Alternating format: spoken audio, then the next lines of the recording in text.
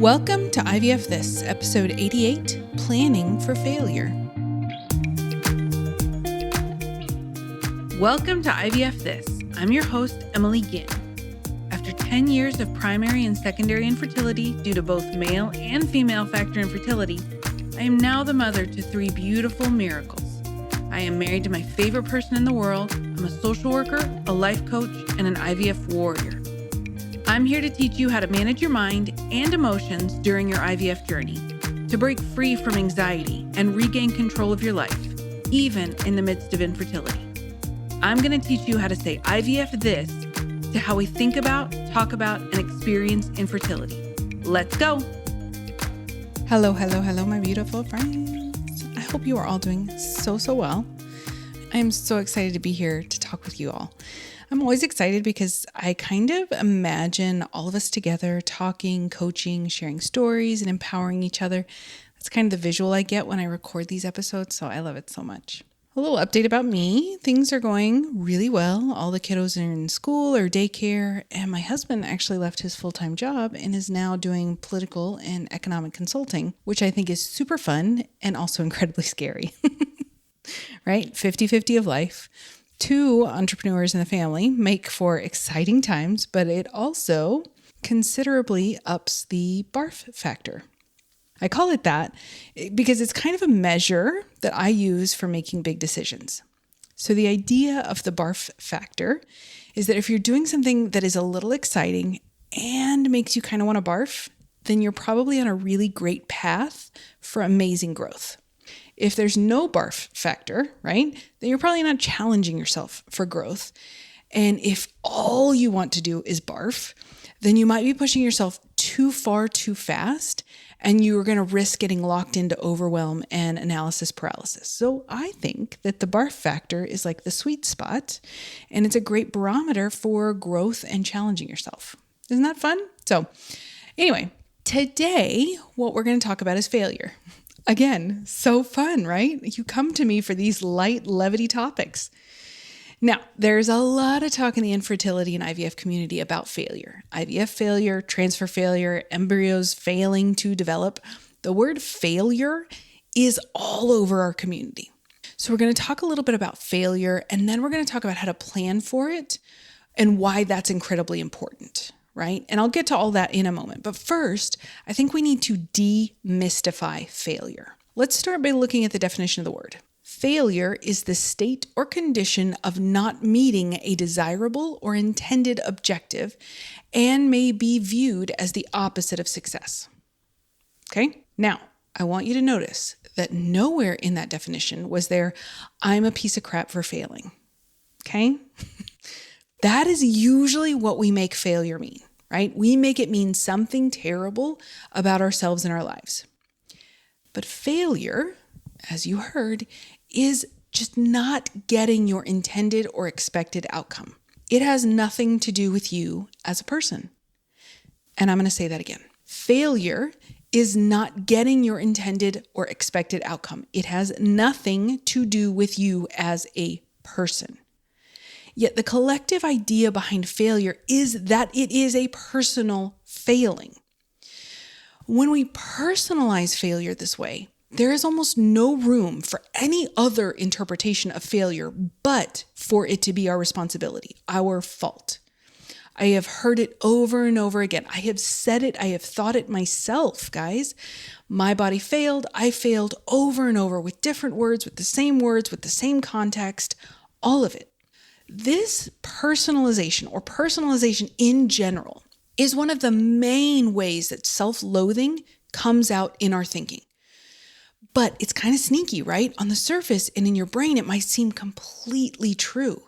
It might not even seem like self-loathing sometimes by the way that we try to explain it to ourselves and other people. In psychology, we call personalization a form of distorted thinking or a cognitive distortion. That's kind of interchangeable terminology. So when we personalize things, we falsely see ourselves as the cause for things that we are not actually responsible for. Personalization is one of the primary reasons for emotional suffering. It creates or reinforces thoughts and beliefs that breed insecurity, shame, guilt, and so many more. We take ownership over something that was never ours in the first place. So there's nothing to do with it. If it's something that's our responsibility, we can do something with it. We can rectify it. We can change it. But when we take ownership over something that was never ours to own, we don't do anything. We don't have the capacity to do anything with it. A lot of why we personalize is because we think that we have more control than we actually do. It's that illusion of control that I've talked about many times on the podcast. Now, I do have a whole podcast episode that's dedicated to anxiety control that you can check out, and it kind of breaks down how those things are tied together. But the illusion of control that I talk about is related to how we view what we actually have control over versus what we don't have control over. So let's start by saying the scary part out loud. We don't have control over the outcome, period. We don't. We can't. No one can. Our doctors, the embryologists, our partners, no one has control over the outcome. Whether it is the outcome of a stimulation cycle, the egg retrieval, the development of the embryos, how they hold up to testing or freezing, and of course the transfer and potential implantation. Now let's be super clear. This is the thing or the things that we desperately want to control. These are the things that we torture ourselves about. These are the things that linger, that stay with us, and that are ever present in our foreground and background of our minds. I get it. I want that kind of control too. I have wanted it probably my entire life, but we'll stick to the IVF process. But it's not ours to have. There is no way to guarantee an outcome for pretty much anything in life, right? So one of the ways that we can start to depersonalize is through understanding what we actually have control over. The answer to that, by the way, is always you. You have control over you. You have control over how you think, how you feel, and what you do. Trying to convince yourself that you have more control than that will always lead to suffering, frustration, and a host of other uncomfortable emotions. So let's go through the list. You have control over how, when, and if you take your medications as prescribed. You have control over whether or not you attend your doctor's appointments. You have control over whatever supplements or supplemental things that you do in support of your infertility or IVF journey, like acupuncture, coaching, therapy, whatever it is you're doing in support of this process. You have control over that. You have control over how you choose or not choose to manage your mind. You have control over whether or not you exercise, what you eat, etc. You have control over how you respond to the things that people say to you. And you ultimately have control over the conversation that you have with yourself. You do not have control over the things that people say. You do not have control over your egg quality or quantity. You do not have control over how your body responds to the medication. You do not have control over how the other people in your life show up for you or don't. You do not have control over anything that happens between the sperm and the egg, embryo development or non-development, whether it is chromosomally normal, whether it is a carrier of diseases or disorders. You do not have control over how the embryo and uterus interact after that embryo has been transferred, meaning whether it implants or not. You do not have control over whether or not that embryo continues to develop once implanted. Listen, I know that the list of the things that you do not have control over is scary as hell, because those, again, are the things that we desperately want control over. On the most guttural level, my friends, I get it. You will not ever have control over these things. You can wish that it was different, but that doesn't make it different. And wanting this to be different, well, that's the space that you have probably been living in, so you know how terrible that feels. The more that you try to grasp for control over things that you don't actually control, the more out of control you feel. The more out of control you feel, the more likely you are to try to control those things more. It is the very definition of a vicious cycle. When you begin to take responsibility for the things that you can control, the things that are within your control, right? Again, owning those things, then you are more able to let go of the things that you don't have control over. When you're able to do that, the more calm, neutral, and in control that you will begin to feel. Your brain those pesky little brains, wants you to believe that controlling the things outside of us are what make us feel in control.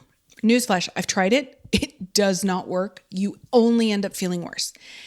And you tend to act out in frustration towards the people and the things that you love. I know that when I'm trying to control things, like I'll try to control my husband, I want him to do some things in a certain way, say things a certain way, doing things in a certain time frame, right? I never get it. Not because he can't or doesn't want to deliver, but one, because we typically don't share the finer details of those types of requests with the people whom we are actually making the requests of. And two, even if he did those things perfectly, it wouldn't actually be a reflection of who he is. I did not marry an Emily clone. I married my husband, who has his own sets of belief and ways of doing things. So that's the first step, is this depersonalization, is asking yourself, where do I have control? If the answer is anything to do with something that is outside of you, it is simply, I don't. Now, I say simple only because the answer is simple. Letting go of these things that you don't have control over when you have previously had a death grip on those things trying to control them is not easy. It's learnable. It's very learnable, but it will probably feel uncomfortable at first. You can redirect that discomfort towards a more empowering place with asking yourself, okay, I don't have control over this thing, but where do I have control? And let your brain go there. Give it that directive. The correct answer will always relate back to how you think, how you feel, and what you do. Always, always, always. Anything outside of those three things is just a lie that you're telling yourself. Okay, so what does all of this have to do with planning for failure? I'm so glad you asked that question. One of the most common thoughts that we have when we are waiting for an outcome that we desperately want is, I don't know what I will do if, right? Whatever that thing is that you're fearing will come to pass, I want you to take a quick second and see how that thought feels. When I think, I don't know what I will do if, right? For me, I kind of automatically feel disempowered, defeated, fearful, anxious, and I bet you do too. Maybe even some other or different emotions, but the bottom line is that that thought does not create anything positive or remotely neutral for you. So I want you to try this thought. No matter the outcome, I know how to take care of myself. How does that thought feel? Now for me, it feels lighter, calmer, more certain. It's not a super happy, shiny thought, right? We're not walking around telling ourselves that and expecting to feel an abundance of joy and ecstasy. But for most of our journey, that's not really a realistic goal. I think that a realistic goal for most of us during IVF is probably more of like a calm neutrality. And I want you to pay really close attention to the language that I used. No matter the outcome. Not, it doesn't matter the outcome, because that's a damn lie. The outcome really does matter. It's a regardless of this or that happening, I know how to take care of myself. I know how to be kind to myself. I know how to rest my body. I know how to let myself cry. I know that I can be angry. So let me explain how I go about planning for failure with my clients and why that's important. Most of us live in this I don't know what I'll do if uncertainty. And we've already established that that feels terrible, but it also does nothing to help support or care for yourself. That thought will only get you locked in confusion and spinning in rumination. There is absolutely no net benefit to that thought. Zero. Zilch. It only serves for continued pain and overwhelm. Now, when we plan for failure, we are reminding ourselves, one, I don't have control over the outcome. And this way we stop lying to ourselves about that. And two, we're addressing the elephant in the room around the, oh no, what will I do if? And three, we are creating a plan that we can refer back to if the world turns upside down and we are covered in grief. Asking your brain to come up with an action plan designed to support yourself while you're in the throes of grief is not realistic at all. It's not. Your brain is way too busy grieving to actually provide you anything helpful or tangible. Now, a slight caveat. A lot of us will get the news that somewhere in the process, it failed. And then we nearly instantly go into planning for the next thing. And this is a form of emotional avoidance. This is not what we're talking about here.